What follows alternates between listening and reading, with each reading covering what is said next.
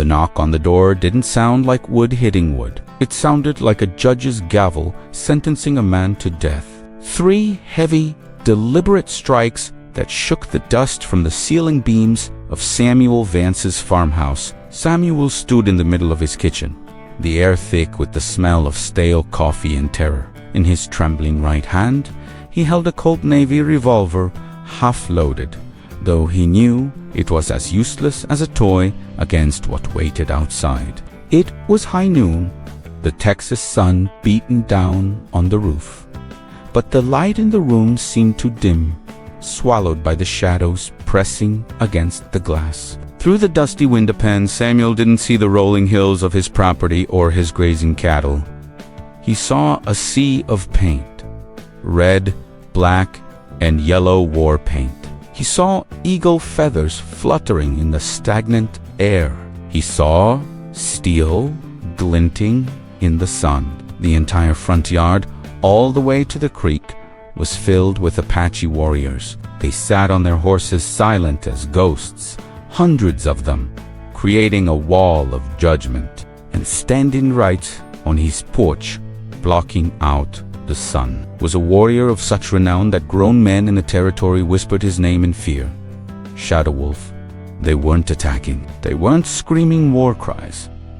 They were waiting, and Samuel knew exactly why. He looked down at the woven rug in the center of the room. Beneath that rug was a heavy trapdoor, and beneath that trapped door, in the cool darkness of the root cellar, lay the reason Samuel Vance was about to die. But before we open that door and seal Samuel's fate, hit that like button. It helps us protect these lost stories from being forgotten forever.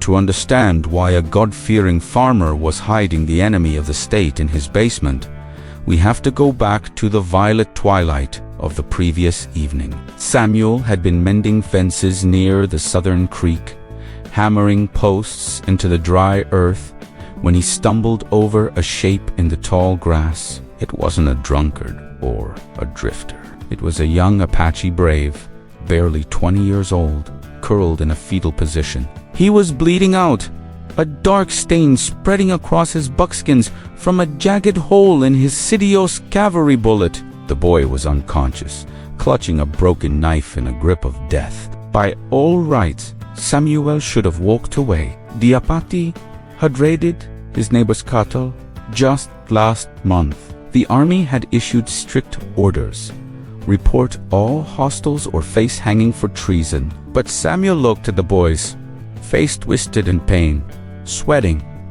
Alone he didn't see a monster. He saw a son. He saw a human being dying in the dirt. Cursing his own soft heart, Samuel made a choice that would doom him. He hoisted the heavy youth onto his shoulders, the boy's blood soaking into Samuel's shirt. He carried him a mile back to the farmhouse, ducking low to avoid the army patrol that was scouring the hills, and lowered him into the root cellar where he kept his potatoes and preserves. He was committing treason against his flag to save an enemy. But as he lit a lantern in the damp dark of the cellar, watching the boy's chest rise and fall, he knew he couldn't have done anything else. The night in the cellar was a master class in fear, a vigil that stretched for what felt like 100 years. Samuel worked with the steady, grim hands of a man who had seen too much grim work in his life. He used his best bottle of whiskey to clean the ugly, jagged wound in the boy's side, watching the alcohol bubble on the raw flesh. He took his wife's sewing needle and sterilized it in the flame of the lantern, then began the gruesome task of stitching the torn skin back together. The young warrior woke up only once during the ordeal, his eyes, black as coal and burning with fever, locked onto Samuel's face with terrified intensity. He thrashed, reaching for a weapon that wasn't there, a guttural cry of panic rising in his chest. Samuel didn't flinch. He placed a firm, heavy hand on the boy's shoulder, pinning him gently to the cot. "Quiet now," Samuel whispered, his voice rough but kind. "You're safe here. I ain't the blue coats. Drink." He offered a ladle of cool water. The boy didn't understand the English words, but the tone of voice is a universal language. He drank greedily, the water spilling down his chin, then collapsed back into a fitful, exhausted sleep. Samuel spent the rest of the night sitting on a pickle barrel, his double-barreled shotgun across his knees, listening to the boy breathe above them. The wind howled around the farmhouse, rattling the shutters and sounding like screaming spirits. Every creak of the floorboards upstairs sounded like a soldier's boot kicking in the door. Samuel's mind played tricks on him in the dark. He knew that if the army found him, he would hang from the nearest oak tree. But if the Apache tribe found him, they tracked the blood to his today, wouldn't ask questions. They would assume he had kidnapped or killed the boy. They would skin him alive and burn his farm to ash. He was a man trapped between two fires, guarding a spark of life in the darkness. Morning came with a deceptive peace. Samuel climbed out of the cellar, his joints stiff, covered the trapdoor with a heavy woven rug, and started a pot of coffee. He prayed the boy would stay silent. He prayed the wind had washed away the tracks, but prayers in the West are often answered with iron. At 10 a.m., the farm dog started barking, frantic, terrified, yelping that was suddenly silenced. Then came the rumble. The ground shook. Samuel looked out the window and saw the nightmare unfolding. The war party had arrived, hundreds of them. And then the knock came. Which brings us back to the present moment. Samuel standing with his revolver, the rug covering the secret, and the shadow wolf waiting. If you are on the edge of your seat, make sure you are subscribed to the channel. We post true stories of survival and honor every single week. The door swung open with a groan that sounded like a scream in the silence. The heat of the Texas sun hit Samuel's face, but it didn't warm the chill in his bones. The shadow wolf stood there, a towering figure of muscle and scars, wearing a vest of bone and beadwork. He didn't look at Samuel, he looked past him, sniffing the air like a predator.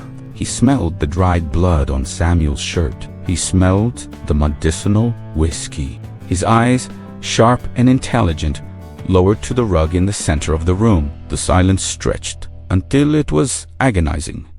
A taut wire ready to snap. The chief spoke one word in English, his voice like grinding gravel. "Son." He pointed a calloused finger to the floor. Samuel didn't lie. He didn't beg for his life. He simply nodded. He holstered his gun, turned his back on the killer at his door, walked to the rug, and pulled it back. He lifted the heavy trap door, the smell of damp earth drifting up. Samuel climbed down and, a moment later, emerged supporting the young warrior. The boy was pale, weak, but alive. He blinked in the harsh light, leaning heavily on Samuel. He looked at the shadow wolf. His father Ann straightened his spine, trying to stand tall. He pointed to his stitched side. He pointed to the water bucket. Then he placed his hand on Samuel's shoulder and nodded. The chief's expression didn't change, but his shoulders dropped an inch. The tension that had been ready to explode into a massacre suddenly evaporated. He stepped into the house, an unprecedented act for a war chief. He walked up to Samuel, towering over the farmer. Up close, the warrior smelled of wood smoke and horses. He placed a hand on Samuel's chest, right over his heart. "You keep enemies safe," the chief said. "You give water. You'll give blood back to father." He turned and whistled. Two warriors entered and gently took the wounded boy, carrying him out to a truck. The chief paused at the door. He unhooked a tomahawk from his belt, a weapon with a handle wrapped in red leather, and drove it deep into the wood of Samuel's doorframe with a single blow. "Marka wolf," he said. "How's he safe? Tribe is shield." Before we reveal the ending, check if you've hit that notification bell. You need to be here for the next story. As the war party rode away, dust swirling around them, Samuel stood on his porch, touching the handle of the tomahawk embedded in his door. It stayed there for 40 years. Samuel never removed it. Bandits, drifters, and even desperate soldiers would see that mark and keep riding. Knowing that the humble farmer who lived there was under the protection of the Apache Nation, Samuel Vance never fired his gun in anger again. He didn't have to. He had the most powerful security in the West. What would you have done? Would you have opened the door or kept it locked? Let us know in the comments below. And thanks for watching.